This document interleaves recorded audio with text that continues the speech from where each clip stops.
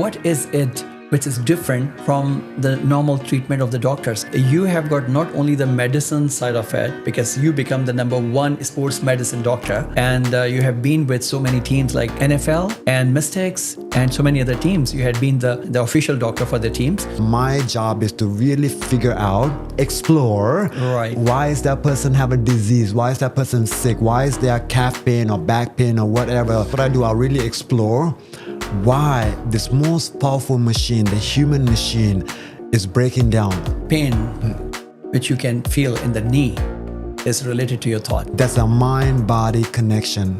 It's proven through evidence-based medicine. What is the root cause of any sickness? Can you say that it is because of the thoughts? Yeah, I could say it's because of the head office. It's us. It's our psyche, our thoughts. So healing takes place not only with the medicine, but with the way you think. Any drug, if you compare with the placebo, they're right there. Drug improves 40%, placebo improves, 39%. Placebo is nothing but filler. Biology of belief, right? We become the believer. So you talk about the oneness. So it's not only about that belief. Talk about oneness is mainly about, we could call it God, we could call it source, infinity, whoever. When we in that same channel, that's the oneness channel, healing happens instantly. We could call it spontaneous healing. The way awareness, the way is conscious.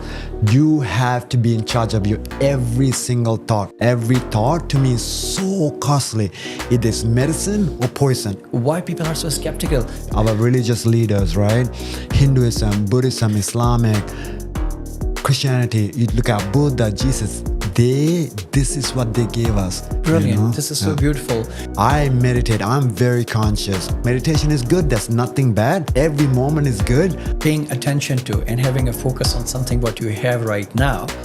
What triggered them, what bring them down, what make them happy, what they make them sad. Are you living at the max capacity of yourself? Your brain, your body. What is slowing down the heart rate? That's meditative. State of love, state of gratitude, state of present. We have, as a human being, the best gift that I can provide somebody else. This is our human journey. Hello and welcome to Explore Hayat, the podcast that delves deep into the realms of health, wellness, and performance. Today, we have the privilege of introducing a highly accomplished board-certified healthcare professional with a doctorate and a PhD specializing in sports medicine and integrative medicine.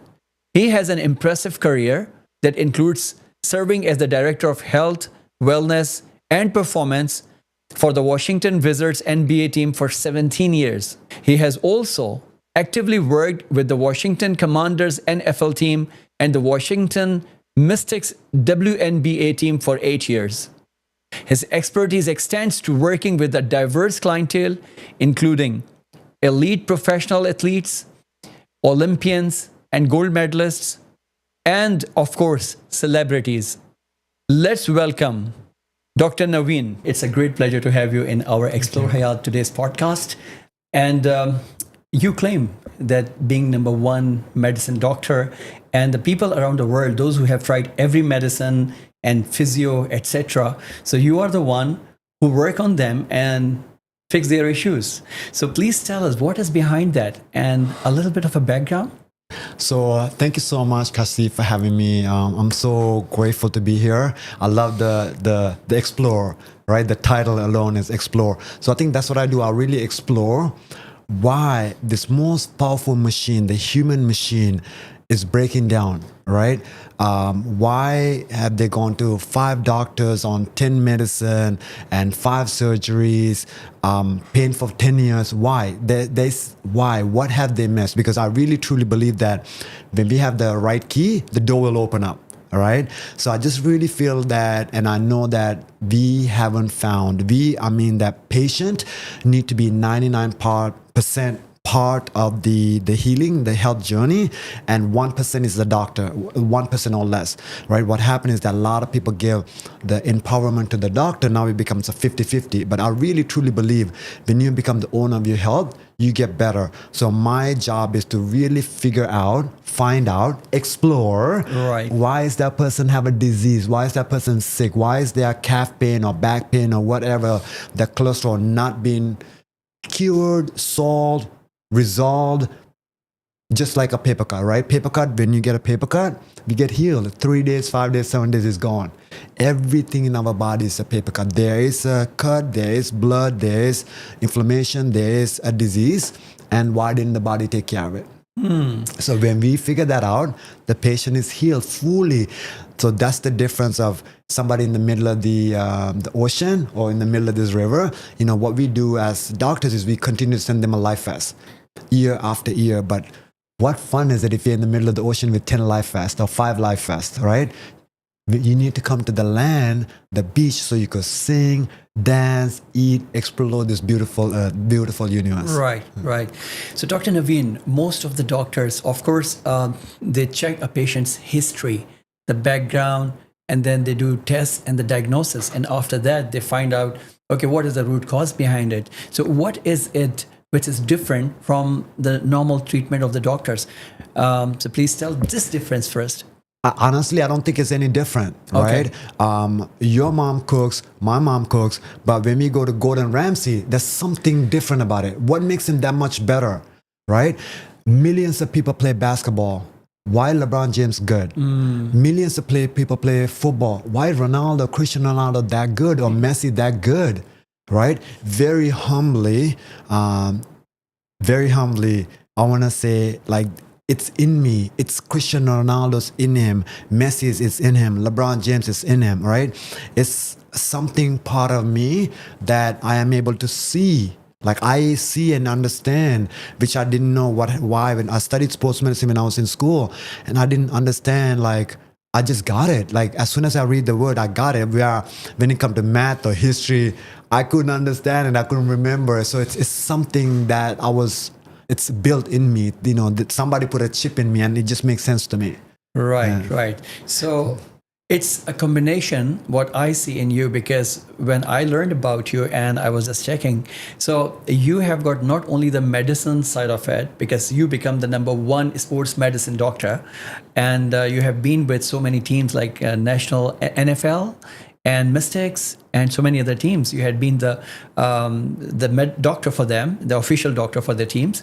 So the other thing which I find in you from the conventional is probably because you are also working on the meditation side or the mindfulness side.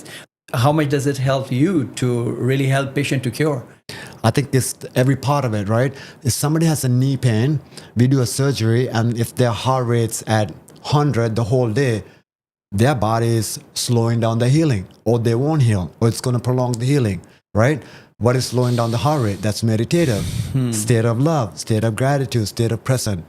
So everything matters, right? Like when we go and see an orthopedic or whoever for a knee pain, we really focus on the knee. Yeah. We don't look at their vision or how they breathe or how they eat or how they sleep or their blood pressure or their thoughts, right? Everything matters because we can't really take one part away from our body without affecting another part. Right. We are just whole. We are just one piece. Every piece that we move, there's another piece. There's an effect. Somewhere there's an effect. So can you relate a pain which you can feel in the knee is related to your thought? Absolutely. It's evidence-based. We could show it.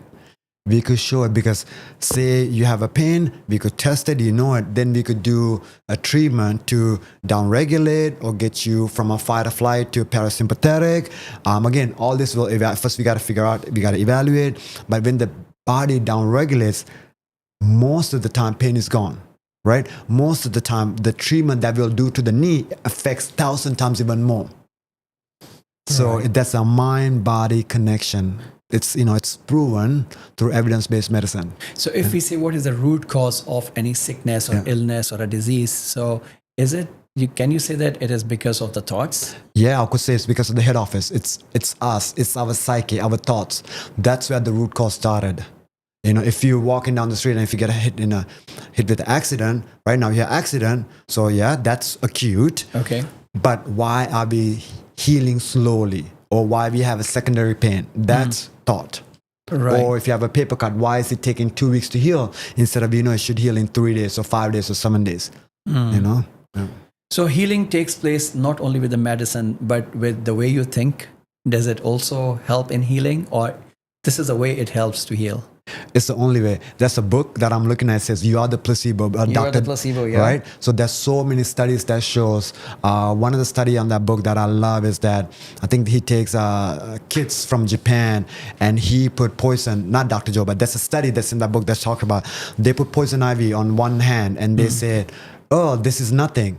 They don't break out. And for other kids, they put regular things and they say, oh, this is poison ivy, they break out. Right? So it's our thought that creates the medicine, because we know that any drug, if you compare with the placebo, they're right there, right neck to neck. Drug improves 40%, placebo improves, 39%. How is that? Placebo is nothing but filler, is sugar or flour or whatever, but the fact that it's improving 5%, 10%, 50%, whatever, right next to the chemical drug, that means there is an effect. That means we are creating the same medicine with thought alone. Just think about that. Like, how is that possible? When you're taking a pill to lower your cholesterol, and then I give a placebo pill, a sugar pill, say, hey, if you take it, because if your cholesterol is going to lower, you take it, in a month later, we check it, now you are lower, your cholesterol is lower. How is that? Biology of belief, right? We become the believer. Somehow we are programming our subconscious mind. Yeah.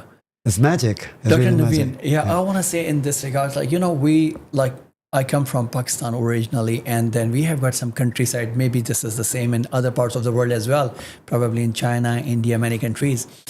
Sometimes you find a roadside doctor who's not a qualified doctor. He's kind of claiming himself to heal people.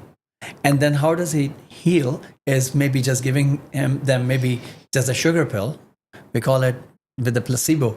So if people start to take it as a placebo, or just a belief system, and it's only the belief which is going to heal, then do you think there is a peril in it that people can fall into a trap of believing into something which is maybe not right for them?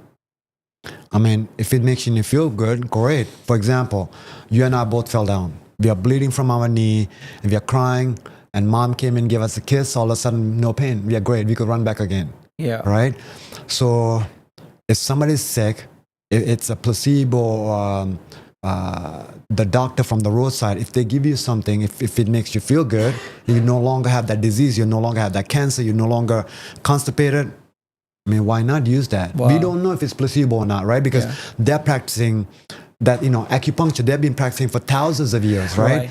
People in our country, Sri Lanka or Pakistan, they've been doing for years, and they have results after one. So what makes you say that that's placebo? What makes you say that it doesn't matter? We are conventional medicine. We always go, when people have a headache, they go to the store and get a Tylenol. That could be placebo. Yeah, exactly. Right? Yeah, that could be placebo as well. Could be placebo, but they're selling it. And we like, oh, they're selling it, so this must be good. Right, right. So is this like people, they can take anything by themselves by thinking that, okay, when I go home and I take, let's say, a glass of water with something, maybe turmeric, and then it's going to heal me, and I believe in it, and it works on me. So this is how the placebo also effect works. More than believe, you gotta know. Like both of us know that the sun gonna come up tomorrow morning. Yeah. It could be 6, 7, 8, 9. It could be a rainy day. It could be whatever. The sun gonna come up. Right. We have no questions. Oh yeah. Right. When you take that turmeric and the water, it's just gotta be the same. If you have a question, then you are not in love with life. You're doubting. As soon as you become a doubt, then there's a separation. You're not oneness. So that's where it matters, that the oneness. Yeah, yeah. So you talked about the oneness. So it's not only about that belief, but it's the oneness. When you talk about the oneness, is the oneness with what? So when I talk about the belief, it's mainly about the healing, the knowing. Yeah. Knowing that what I take, just like the sun, it's coming up. Yeah. When I talk about oneness, it's mainly about, we could call it God, we could call it source, infinity, whoever, that when we in that same channel, that's the oneness channel, healing happens instantly. We could call it spontaneous healing. That's when people from cancer, all of a sudden, they have it on an MRI or mammogram, whatever, next day it's no longer there. How? How? How did they heal that quick? So once you talked about, it's about the oneness of your heart, your mind, and the higher power. And once you're aligned, and then things start to shift in your life and things start to change in your life. So to reach to that state, what is the way? The way awareness, the way is conscious. You have to be in charge of your every single thought. At this moment in my life, what I'm working on is a thought. Every thought to me is so costly. It is medicine or poison. Every thought, every breath, because I know my thought is an effect in the next minute and the next minute. It's coming to truth. However I think, whatever I think is going to happen. So if I know it's going to happen, if I know if I'm going to come here late, or if I'm going to miss the car, miss the bus, miss the flight, if I have that thought, if I know that's going to come to true, I'm going to be very conscious of my thoughts. So now I work very hard to make sure my thoughts are with a purpose, because what I think happens. If I am in fear, fear happens. It's a reality that I push myself into. So I need to think thoughts that are only going to serve me, thoughts of love, thoughts of abundance, thoughts of, I know it's going to happen to the highest good, the best possible way that will serve me. The way of treatment, the way of healing which you're explaining is considered to be a non-conventional way of treatment this way. And you have seen people are quite skeptical about this. They believe that once they go to a conventional way of treatment, they get cured very fast. So this thing has been observed, like why people are so skeptical. I mean, this is the understanding. Then once you have got the mind and the body and you are connected, you have got the belief system, then things start to work on you. And if only these things work, do we still need a medicine or not? So I can't say if somebody needs medicine or not, but amazing question. You know, if you look at our history, our religious leaders, right? Hinduism, Buddhism, Islamic, Christianity, you look at Buddha, Jesus, this is what they gave us. You know, back in those days, right? The medicine man taught us how to heal within. You know, what I'm practicing right now is what they taught us, right? Then all of a sudden, the new science came out and they really took the power away from us, right, as in me. And they said, oh, the power's in this surgery, power's in this injection, power's in this pharmaceutical, right? So yes, like I broke my lip playing rugby and, you know, I'm so grateful for conventional medicine. I need the suture. So we need that, right? But then the doctor put it together. I'm the healer after that. Then when we have a broken bone, doctor put it together. After that, I heal, right? So we kind of need both, right, conventional, allopathic, homeopathic, but we got to remember, we didn't have any of this surgery or pills or whatever, and people lived an incredible life before.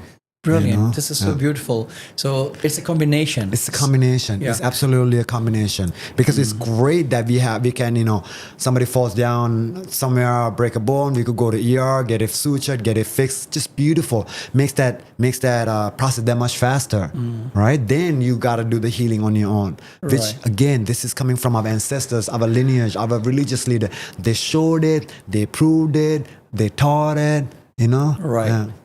So all of us, we have got a gift, homeostasis. If we consider the homeostasis and considering it as a gift, so how much we have really taken advantage of this gift, but the kind of things which you're explaining about the non-conventional way, so definitely we have got the immense power of healing ourselves. The body has got that thing. So would you tell something about it, that how people, they really take advantage of this gift they have? It is used to be the conventional way, but we decided not to, right? That used to be the way that we were taught. We decided not to. And, you know, we were taught the healing power is within us, you know, and then we gave it to somebody else, right, somebody with the lab coat, the hospital, and now that became the norm, right? So homeostasis is that it's something only we could take care of it. Again, we're going back, you know, the knee pain. You have the surgery. After that, when you come home, if you're worried, if you're fight or flight, or if you're not doing any exercise, if you're not eating right, if you're not doing your part, then it's not going to get better. The homeostasis is when you do everything within you, thoughts, sleep, movement, nutrition, our body aligns. And then we create an environment to heal. So the whole goal is what is our environment for the body to heal? Are we providing the most optimal environment? Just like the tulip, right? Even it grows on the mud. It can grow on the mud. Even how bad it is, we could come out. Yeah. We need the environment. We got to create the environment within our head that is great. Just like that tulip is on mud, even our environment is muddy, we could come out like a tulip. Right. True. So we have got this capability, we have got this talent, we have got this gift in us, but somehow it has been taken away from us when the medicine it came. So you think that it's a time that we should create more awareness to the people by thinking that it's not only about the medicine, because you see these days, like everybody talk about, oh, you have got a flu, that you go for the flu shot. If you have got this problem, immediately just take some medicine and just fix the problem quickly. And people are getting used to it and they don't try to heal it by themselves. So do you think that people should have more awareness of this knowledge? It's going to help them, and how to create that? Absolutely. I think we need to understand that, every disease, again, going back to the paper cut, it's supposed to heal on its own when we provide the proper environment. Right. Environment is not outside. Environment is in this computer. In between these 2 ears, we got to provide a healing environment. Right. When we provide, everything heal, right? We know that we always, just like hairs growing, nails are growing, we get a new liver, cells in the liver grows, right? But when we provide a new environment, now that liver no longer fatty liver. Also, providing environment means we're eating right food. That means we are breathing properly, sleeping properly. We keep ourselves accountable. We are loving and kind. All this environment, now there's not an emergency or fire going on in our body. The inflammation's down, homeostasis, our energy centers lined up, we are coherent, it heals. If not, everything is very temporary. We are just getting lucky. This year is a knee pain, next year is a stomach pain, next year is a brain pain, next year is a headache. We are just kind of like, it's just moving from part to part. We can't think, we can't sleep, we are sad, we are not high on life. We need something every moment to get us high. A coffee, a new car, a new wife, a new food, a bag of chips, something to get us up. Where is really, if you look at the people who live to be over 100 years old, the blue zones, right? They're just happy. The happiness comes within us. They're full of life. It's that environment they create between their ears that it's perfect. This moment, like you said, is perfect. It's the gift. We have everything. Yeah, it sounds so cheesy and it is so interesting if people can reach to that state. But a lot happening around us. The war-like situation, the economical crisis, people are stressed out, not earning enough. And because of that, they start falling into the trap of getting stressed out. So after happening so many things around them, maintaining this state, how easy it is, do you think that they can really stay in the state which you're talking about? So when they're stressed, who thinks their thoughts? They do, right? Yeah, whoever, do. Right? So if they're stressed, most likely they're thinking of thought of fear, right? We know that we think 50 to 60,000 thoughts a day, and about 80 to 90% of those thoughts are negative, right? We know that. That's a happy person, that's a sad person, that's all of us, right? So if you are to think of your thoughts, can you think of a thought that's going to serve you instead of creating a disease on you, instead of creating a more anxious on you? What are we doing? Yes, there's a war going on. Yes, you're struggling with a job. Yes, you're having problems with the love of life. All of us, right? We talked about it that every one of us have a problem of relationship or love or health or finances. Every one of us are working on something. That's our project. That's the human project. So everyone is going through something. But it's how we look at it, how we think about it, how we aware about it. So it's our thoughts, really. It's our thoughts. Yeah. How would you define as stress? Uncontrollable thoughts. Uncontrollable thoughts. Yeah, uncontrollable. And when we talk about uncontrollable thoughts, so the thoughts keep coming, and you cannot control them. So what way do you find for these people to have more control on their thoughts? So they're stressed about something. They're stressed about the next moment. They're anxious about that. They're fear about that. They're frightened about that. They can't think, right? So the best thing would be aware, slow your heart rate. So stress would be, you work out. So stress would be you're running 10K. You're running around 7K. You can't really think. You're stressed out. But if you just stop, breathe, exhale, you just become aware, take a minute. Now you're no longer stressed. Now you could solve that math problem, or you remember the direction back home. You become more aware, you become more conscious, you become more present for yourself. So stress is that you're running in your brain, you're running, and we are not conscious enough to take a break and like, okay, you know what? All right, I missed the flight. Slow down. It's going to be okay. Take a break, breathe. Now I could think and find a solution. If not, when you're at that 7K, you can't find a solution. You don't know how to get back because you're breathing, trying to grasp for air. So slow down, just like athletes, right? Mm-hmm. If you have to kick a penalty kick, what do? Slow down, stop, breathe, and kick. But if you have to kick a penalty kick, that's the most stressful. If you're worried about the crowd, if you're worried about the score, if you're stressed, you're not going to make that penalty kick. Mm-hmm. So down-regulate, become to this gift of present moment, be conscious, and then you kick, and then resolve, and then become healed. Right. Yeah. To come out of the stress situation, what I understood is that first of all, people, they have to learn how do we have to bring ourselves into the calmer situation where you do not really let your mind just run around and the monkey mind just jumping here and there and more in a present moment. Only then you can be in a more creative state of mind and you can start to think something. But at times, do you feel like it's not very easy for the people to collect their thoughts even after doing, I don't know, how do you see that? Even if you do meditation for hours, but at times when you want to control your thoughts, still you cannot do it so easily. Does it happen with you as well sometimes? Absolutely. Look at our Tour de France. These are professional riders. They ride 100 miles a day. Yeah. They still fall down. Yeah. If they fall down, it's okay for me to fall down. Right? I meditate. I'm very conscious. But this morning when I was walking, I had a 1 hour walk, meditation walk. I probably had all kinds of thoughts for 50 minutes. But I worked on hard, bringing back, be here, be now, be present, be conscious. Just like that biker. They fall down in Tour de France, they get up and they ride again. Right? It's okay. It's nothing bad. There's nothing ever called bad. This is our human journey.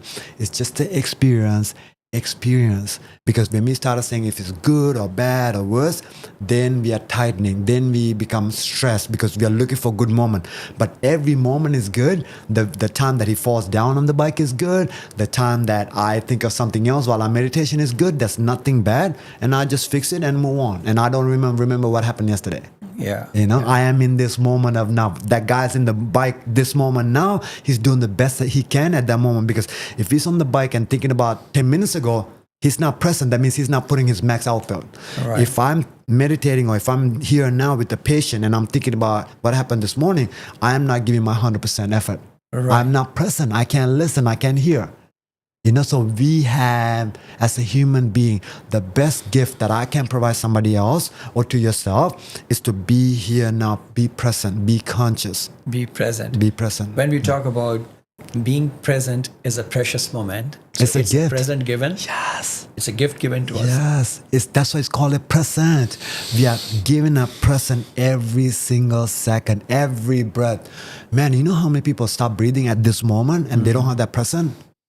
You know how many people wish they could listen to this, that it's a gift.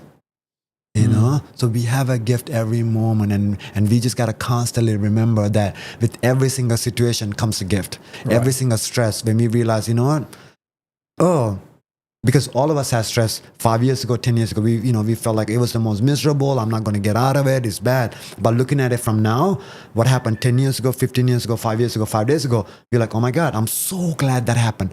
I became better. I evolved. Something great came out of it. Like just really, truly listen to yourself, like everything that happened to us. And we were like, this is the worst. Like we don't want to live anymore. But now looking at it from this point, it was perfect. So 5 years from now, 10 years from now, whatever you're going through at this moment, you're going to look back and say, man, I'm so glad it happened. I became better. It was my biggest teacher. I learned. It was fun. It wasn't that bad. Yeah. So it's all about paying attention to and having a focus on something what you have right now. And if you start to focus on that, so it is said, as Dr. Joe says, it starts to expand, right? And we get more into the state of paying the gratitude to it. Because we really enjoy, we're sitting here, we're talking, We are feeling very good. Such a beautiful environment around us. We are breathing well. We are healthy. And but we have got a little bit of a pain, for example, pain in a knee or a back or something, and we start to focus there, and the whole attention moves somewhere else, and then our whole attention remains on the pain. Then, for the life as well. So, if we start to see most of the time the blessings, the beauty around us, then we are more in a gratitude state. So, this probably is the state most of the time we should try to stay in. This is what I got. Absolutely. And just ask yourself, why is the pain there? You know, the back pain or the knee pain or somebody's annoying you. It's there for a reason. It's there as a teacher for us to work, right? I really truly believe that you and I, all of us are in first grade. And when we pass, we get to go to the second grade, right? So the back pain or the financial struggles or the relationship struggles that we have is our teacher. When we learn how to count 1 plus 1, the teacher's no longer there. The teacher's gone. Now we go to the next class. And then we get new lessons. Then we have a test. Then we pass the test. We go to the next class. You know, that's it. That's all it is. You know, it's never a failing grade, never life or death. It's just a test. And if you don't pass, if the knee pain exists, find out why, right? It's really truly within us. Why is that happening? Why are you stressed out? Why do you get annoyed? Why do you have that disease? Why the financial flow is not coming? And when we figure that out, when we truly have the answers within us, you will see that it's no longer in your life. Dr. Navin, you have got a unique way of treating people. Basically, your patients, they don't come to you. You are the one who go to the patient. And so what is the technique which you use? You travel around the world. Most of the time, you are traveling, going to your patients. So why do you have to go to the patient? And what is so this is different from the normal way of treating? So they don't come to you, you go to them. So why is it so? So thank you so much, Kashif, for asking me that. Actually, one thing that I really learned from Dr. Joe is environment. So as you mentioned that my patients have pain or disease for years, right? They have gone to everything and now, quote unquote, they are called incurable. There's no solution. So I want to know in their environment, I want to go there and figure this out with them. Why? What is happening for them to be this thing to continue on for 5 years, 10 years, 2 years? There is a reason. So it's just figuring out, and I don't want somebody to come to me, spend a week with me, 3 days with me, and then they have to go back there to the environment and still get sick or return back to the norm. So I want to go there, and when I leave, we change it, they're new people, and they could carry on easily because I've seen what they do day to day. Right. So that's the biggest thing. I want to make them comfortable at their own environment because I want to know how they sleep, how they sit, how they behave, how they drive, what they eat. I want to know at every single moment. So how does this every part of their life helps you in your diagnosis? Because that's them. Every part. It's not the 1 hour that they're going to come to the office or the physio clinic that I get to work with them. When I see them, the whole not sleeping time, but at least how they sleep. I get to see, this is how they walk, this is how they chew, this is how they eat, this is how they sit at home, this is how they get angry at whoever, this is how they get sad, this is how they watch TV. All that is great information for me because it's a human being. We can't just have that 2 hours or 3 hours or whatever. I want the whole picture. That's the way I treat. There's nothing wrong with going to the physio or the doctor for 1 hour, 2 hours, right? There's nothing wrong. That's their choice. I love this way of treating, and I really have great results, and I have fun. So this is how I choose to do different. Where, for 17 years, I was with the basketball team, and I was traveling, living with them on the flight, same hotels. I actually felt like I was with them all day long. So now I'm kind of like recreating it by going to the patient's house. Because when we are in the MBA, we are with them 24/7, really. Same hotel, same bus, same gym. So I get to see them sit, eat. I eat with them. I work out with them. So by me seeing that, I get to really understand their psyche, their brain, their body, their behavior, their thoughts, their music. What triggered them, what bring them down, what make them happy, what they make them sad. Because that is part of me treating them for the gut health, for the brain health, for the neck health, for any part, any disease, any injury.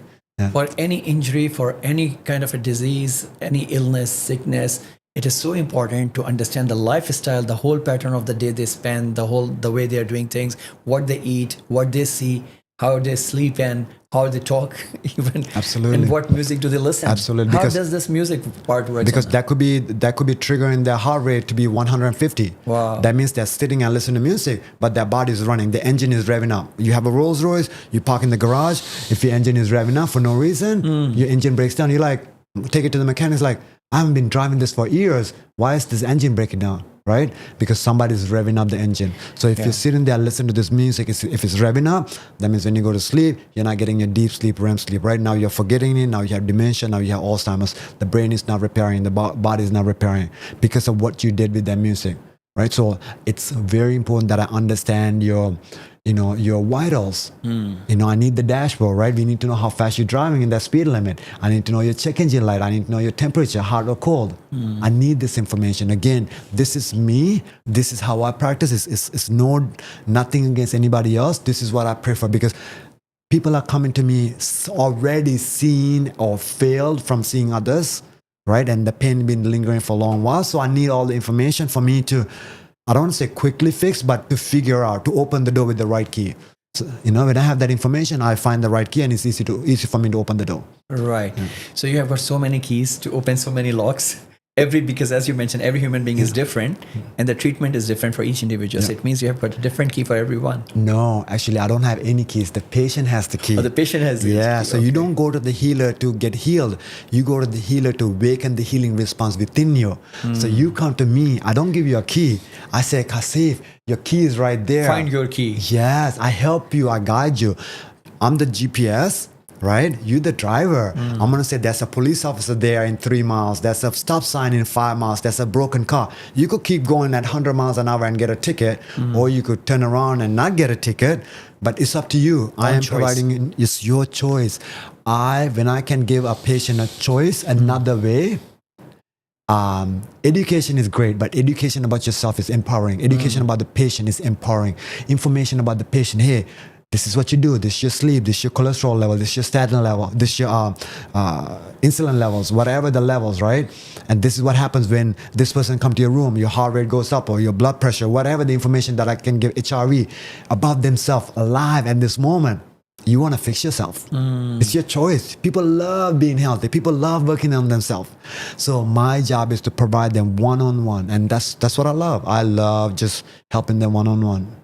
Yeah, I read about you, and then you also mentioned that like no matter what age you are at, even at 60, 80, 90, 100, I can bring you back to your normal.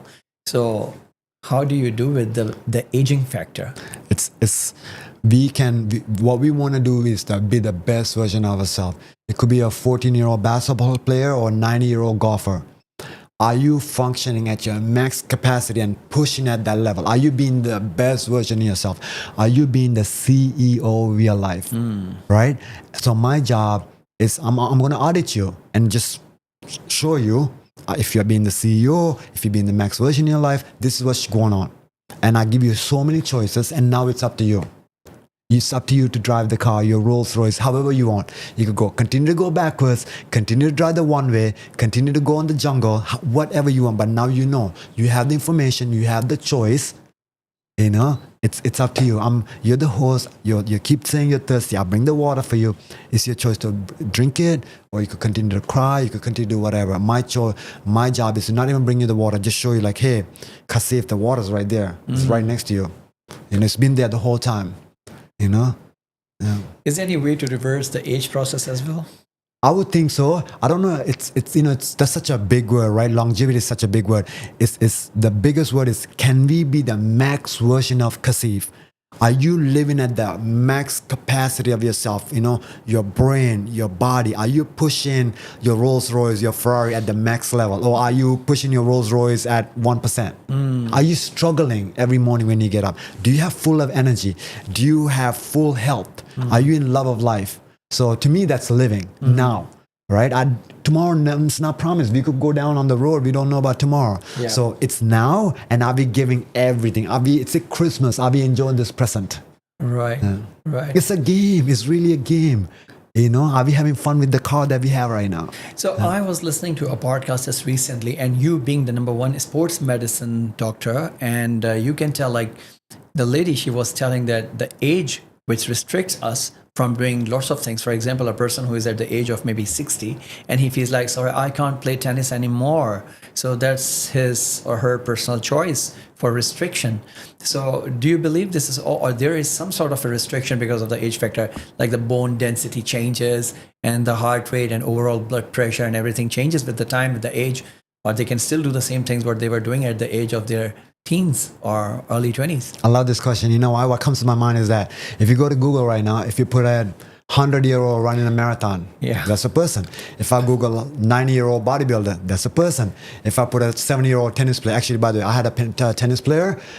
She was number one in USA. She was playing at age 86. I knew her for like 10 years. So she was like 81 champion, 82 champion, 83 to like 87 champion. Wow. So that's so fascinating. So there is, we see animals, right?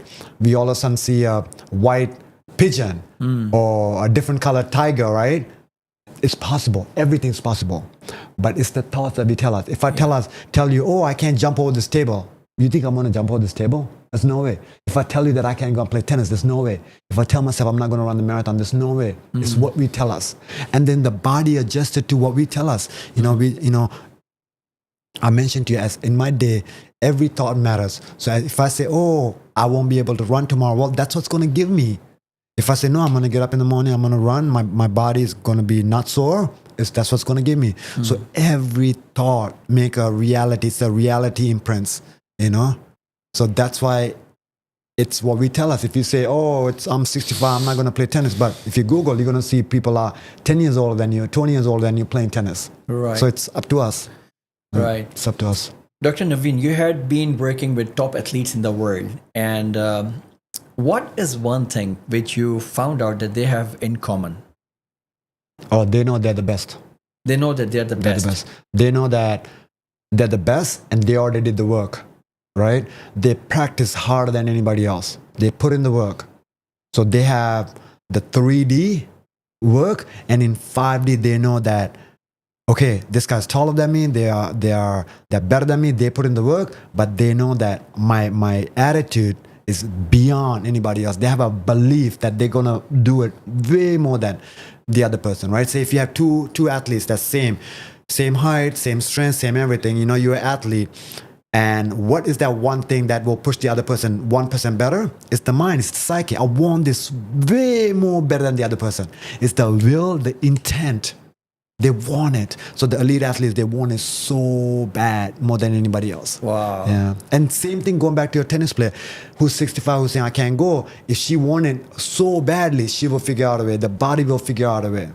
Yeah. Our mind will figure out a way. Right. Yeah. And in any field, if we think in this way, of course, like there is no hurdle for you. Always looking for the peak of everything. That's it. It's not only about the sports. That's it. Right. Think about it, right? The person who want to climb Mount Everest, they had a vision.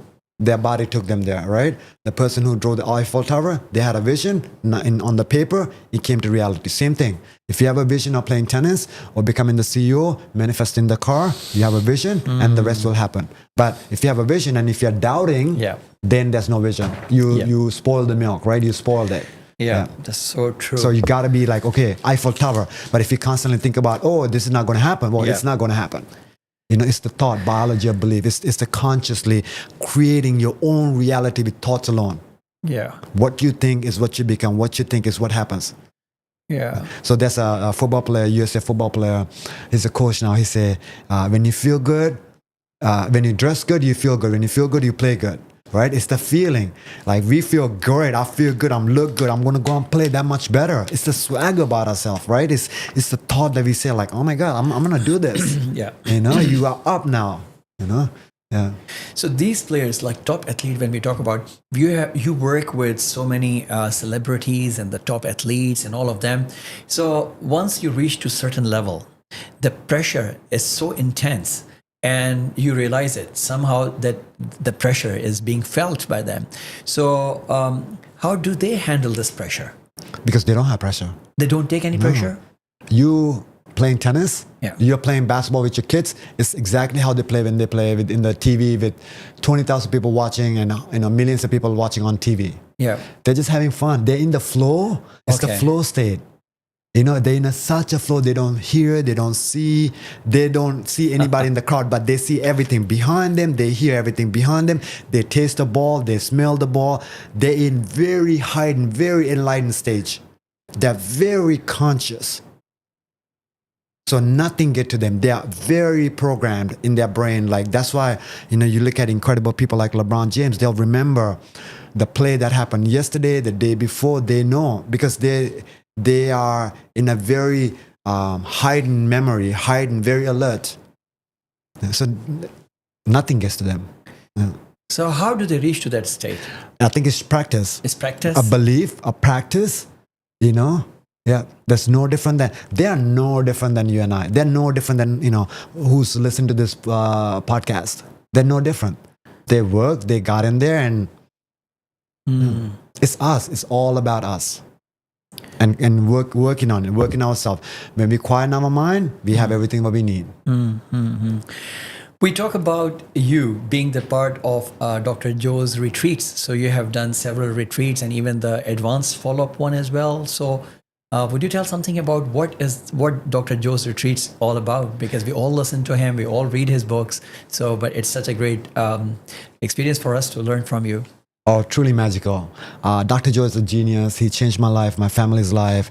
I love his meditation. We do it every morning, every night. So we love it. And going to a retreat is just an incredible experience. What you learn in a 7-day retreat is great, but the people that you meet, the kind, loving souls that you meet, it's incredible.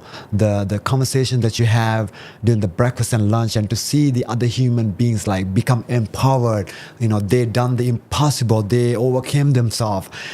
Like that's worth the money, right? I would love to just go and sit in the breakfast and lunch. Obviously, I love the retreat, but just to hear their talk and see what kindness and love do to human beings and how they overcame the impossible. As a doctor, it's empowering to me. As a human being, it's empowering to me.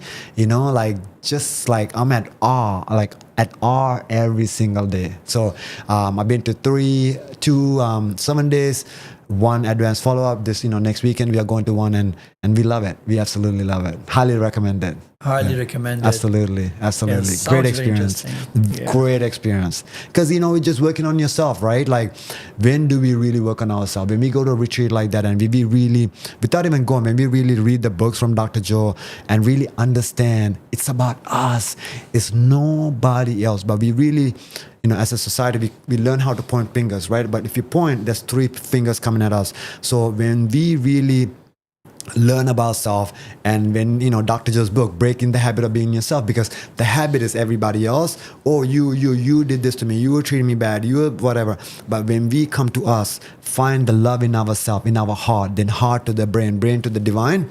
It's Christmas. It's just incredible. We are unstoppable. I know that. I really know that. I really understand that the power is within us. Like we are the healer, we are the source, we are everything. We are the thinker. It's us. Like I just want to walk around and shake everybody and say, it's you, it's us. And I want to shake myself every day. It's like, no, Navin, it's not that. It's not my patient. It's not my mom. It's not my wife.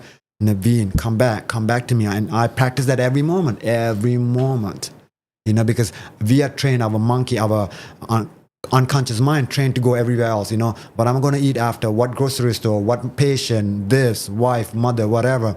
But no, I want to be conscious. My thoughts, I need to be conscious. So that's how you be breaking your habit. That's how you become supernatural. That's when you're really living an incredible life, incredible journey, and just truly Christmas every day. Truly Christmas every day. There's no other way. You don't have to wait for the time to come, but you're already in the present moment. You're already enjoying, celebrating those moments in you.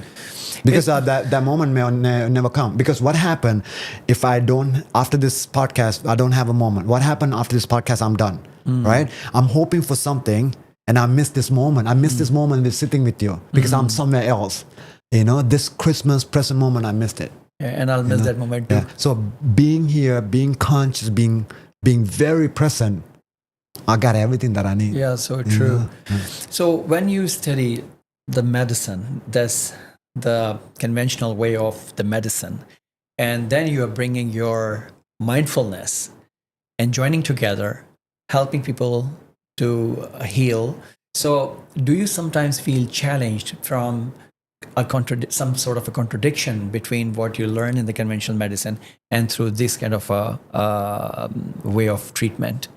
I don't feel contradicted just because I have a really good understanding of it. And for me, when I work with patients, my patients are very already, it's 100% referral, right? So they're already coming to me with knowing, their family member, their friend got better with me, so they already know how I work.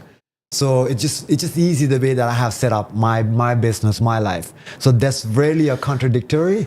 If there's a contradictory, I just go back and study and learn. I ask questions. What is the contradictory? How are we? Where are we missing?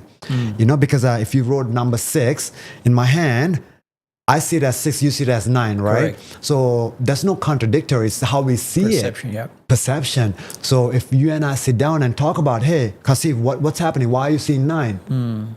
And why am I saying why there's a disconnect? And when we have a good communication, we understand it's the lens that we're looking at. Yeah. And then we come to agreement. Okay, it's fine for you 9, fine for me 6, but it's how we look at it. Yeah.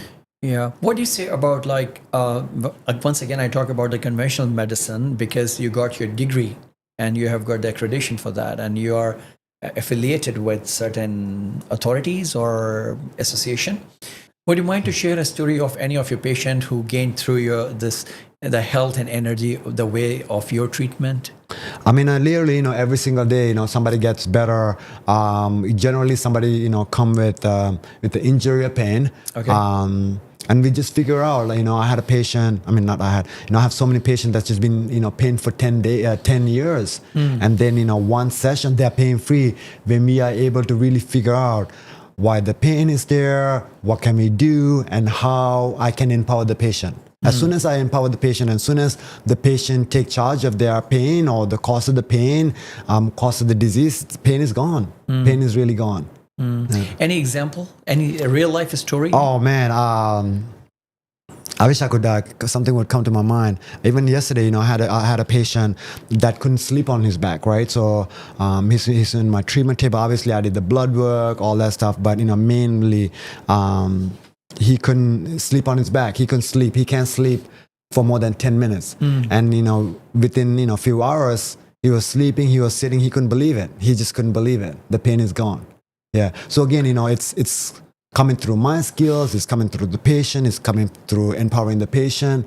So it's not one thing. It's not one thing. It's so many things through techniques, through osteopathics, techniques through physio, techniques through mindfulness, techniques through breathing, acupuncture, dry needling. It's different techniques. You put it together and you give it to the patient the way that is right. That's the skill of finding out what's going on and opening the door. Right. So this example, as you mentioned, so of course you're looking for different triggers in their lives because this is the mind which is thinking something which triggers and then they start to feel pain or some other problems and lost sleep because of the thoughts again. So thoughts, they play a lot of the biggest role probably in one's life. And even for the treatment, you use their thought just to shift their mindset basically. Yeah, so let's think about sleep, right?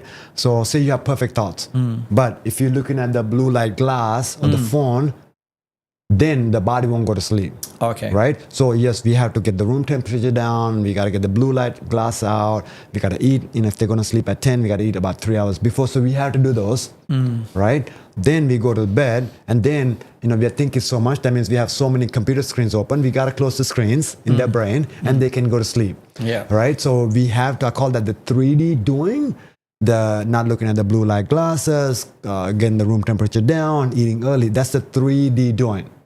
And the conscious doing is that when you go to bed, when you put your head down, you stop thinking about tomorrow or stop thinking about yesterday. So that's the conscious. So you're working on the physical body and the mental body at the same time. So we want all that. If not, we are just working on one or the other.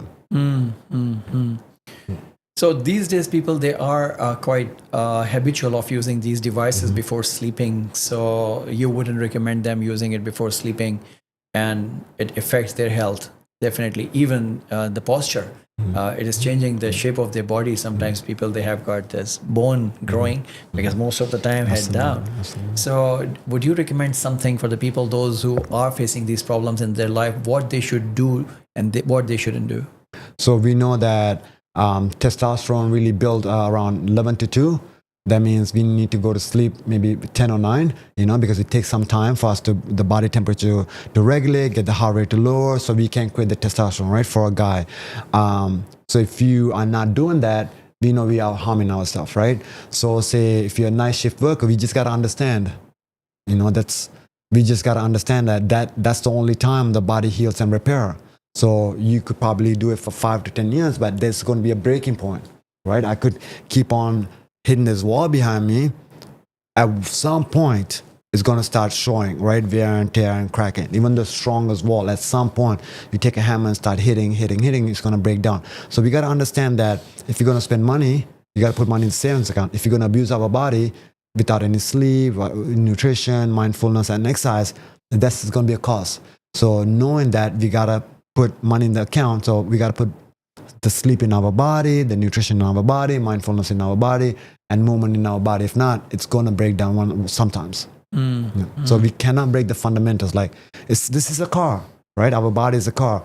If you drive without taking care of it, new tires, or no wheel balance, or no engine oil, it's gonna break down, right? There is a life. Sometimes it might break down 2 years into it, 10 years into it, 30 years into it. We don't know when it'll break down. We know that's going to break down if you don't take care of it.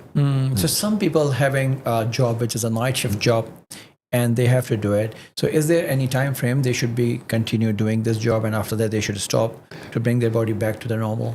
I think what my interpretation is that the body will break down and they have no choice but to come back to a regular schedule. Either their memories start going out, or they're so fatigued all day long they can't even think.